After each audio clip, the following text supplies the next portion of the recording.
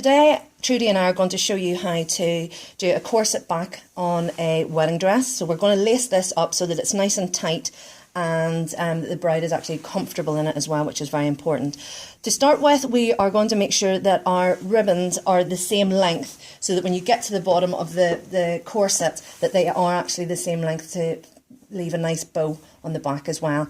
So to start off with, the tie is actually fed through the two loops at the top, and then we're going to feed these through, crisscrossing the whole way down. That's under, over to the top. Yeah. Okay. So it's taking your time. It can be a little bit fiddly, but the end result is well worth having the patience. So as we're going to make sure that these ties are kept flat and they're not twisted. A bit like doing up a trainer. Yeah, that's very true. So again, taking the time to check those are flat and pulling in the tension. Make sure the bride is not holding champagne. Very true. So again, making sure we've got the tension and just checking every one of these.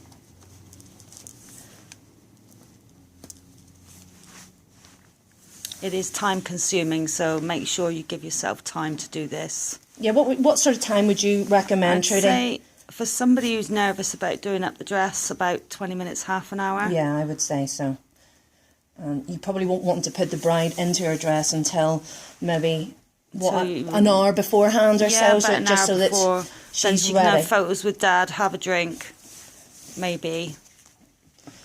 Okay, so just carrying on through. We're halfway there. Sorry, just got a knot. Sometimes knots happen, but don't worry yourselves about it. Just keep calm and carry on, as they say. But it's not something that can be rushed. As you see there, these are all staying nice and flat, not twisted.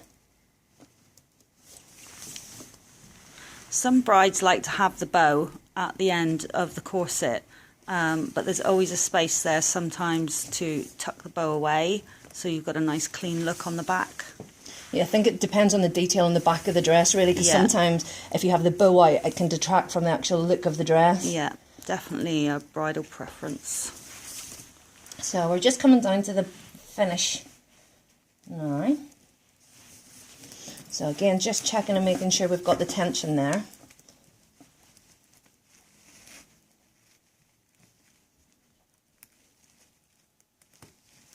This is where it gets a bit fiddly.